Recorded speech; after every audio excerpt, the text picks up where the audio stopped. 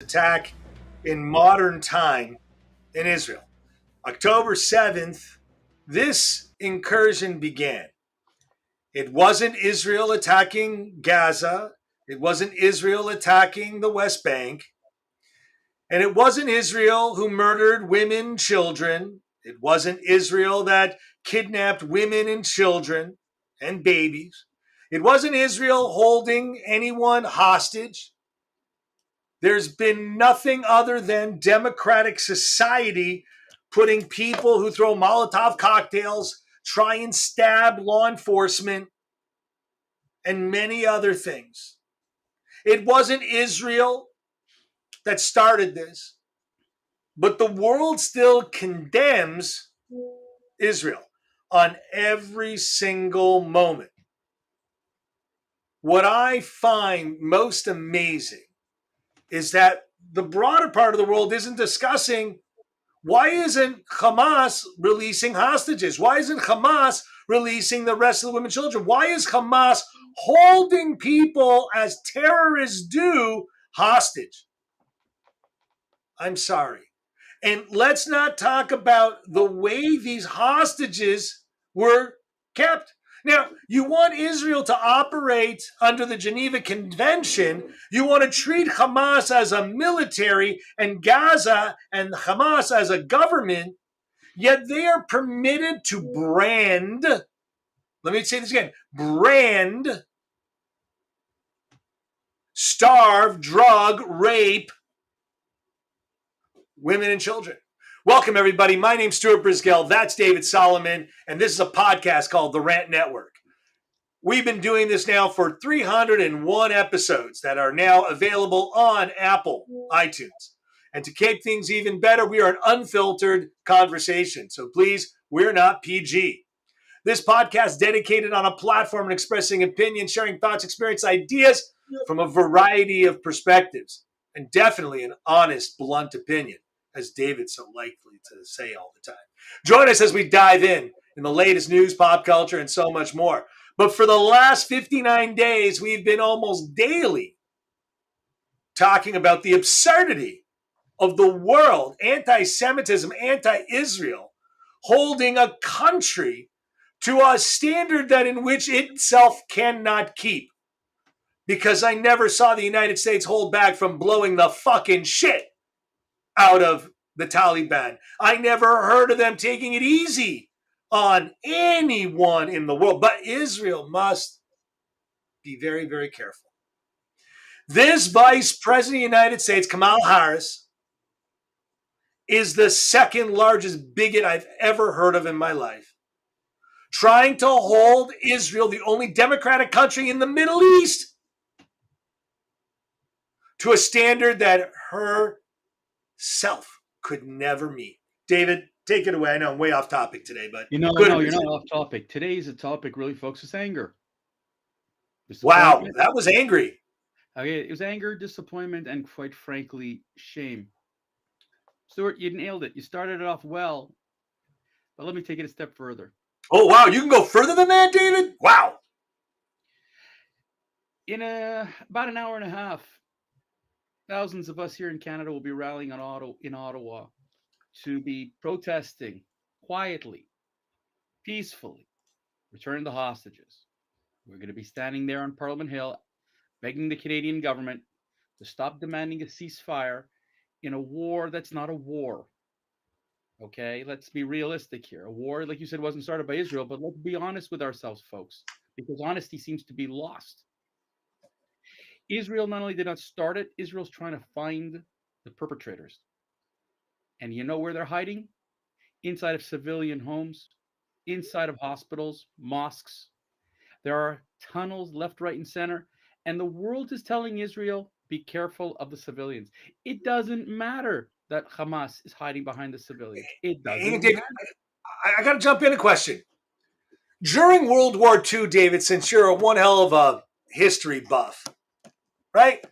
When the Allies were bombing the fuck out of Germany, France, Austria, everywhere, did they drop leaflets? Stuart, in history, no army not only dropped leaflets, Thank you. But Israel called every cell phone, texted every cell phone. So like we've done this, but it really doesn't make a difference what Israel does, because here's the problem, Stuart.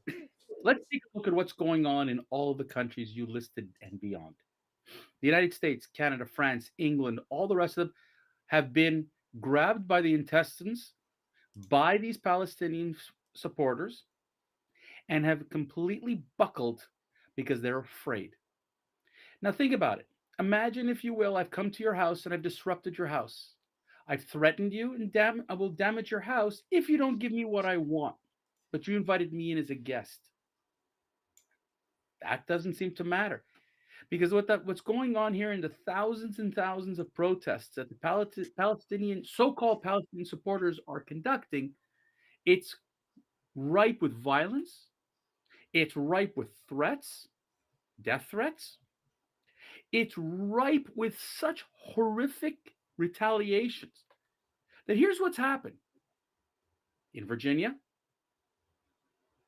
Moncton, New Brunswick, and most recently in London, England. They decided they're not gonna light a Hanukkah because they're afraid of the retaliation for the Palestinians. Now, the London, England recanted and said no, they under the pressure from the Jewish community, believe it or not, that's what it had to be. So imagine, if you will, Stuart, all the Jews who fought in World War II, because you brought up World War II, who fought alongside the Allies for freedom, freedom of religion, freedom, we're under attack. We're not allowed to practice our own religion because we're afraid of what's going to happen by these so-called Palestinian supporters. Now, I want to tell you how nonsensical some of these supporters are.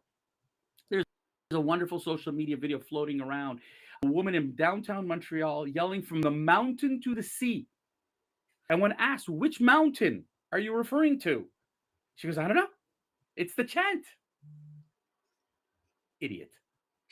This is what we've done here. This is what we've created.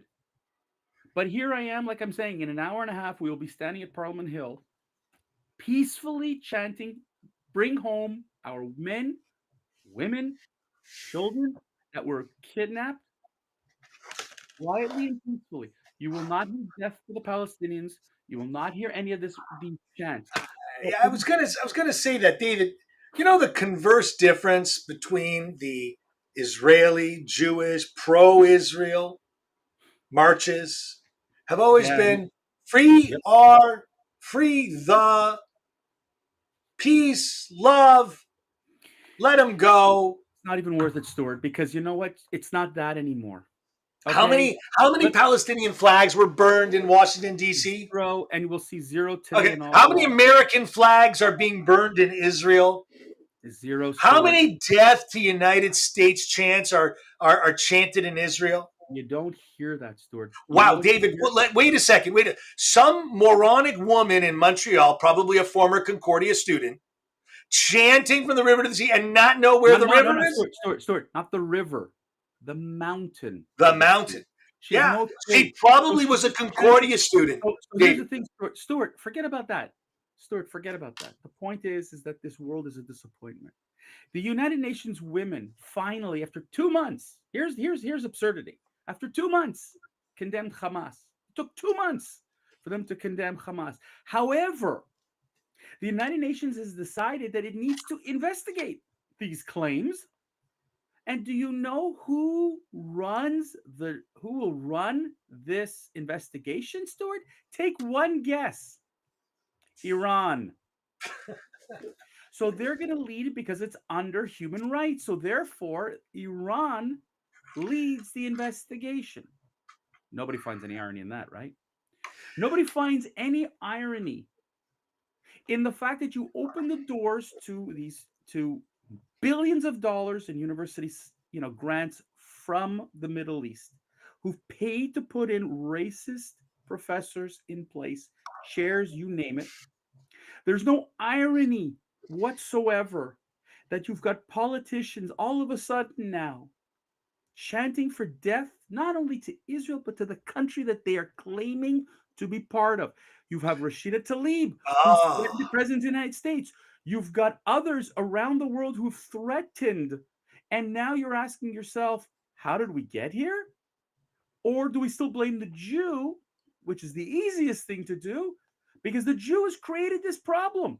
I was wanna talking with a lit. I was hold talking on, with a Stuart. Hold on, libtard. Stuart. Yep. Before you get into your story, I want to ask one question. Did anybody blame the Russians who lived in the United States for Putin invading Ukraine? No, it was Putin. Did anybody blame Zelensky and any Ukrainians for being attacked? No. But every Jew around the world, whether you are a practicing Jew or a non practicing Jew, has a target on its back.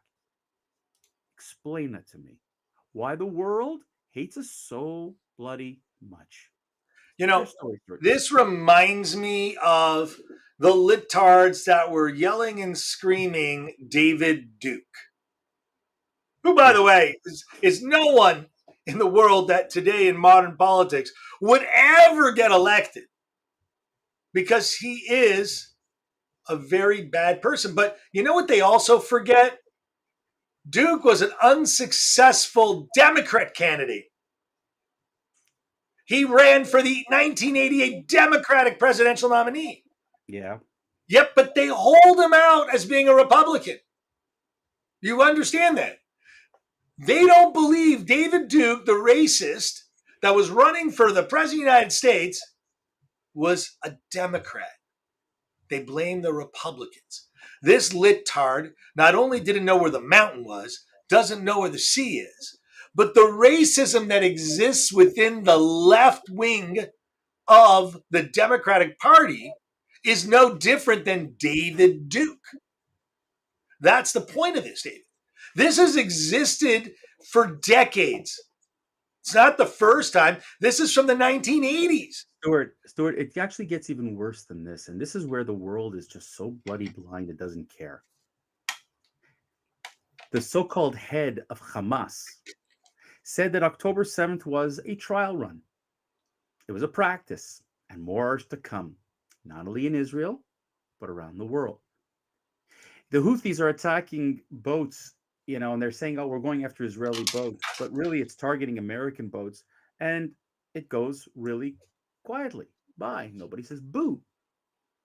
You have had stabbings, you've had terror, you've had internal attacks by people who claim they want to eradicate Israel.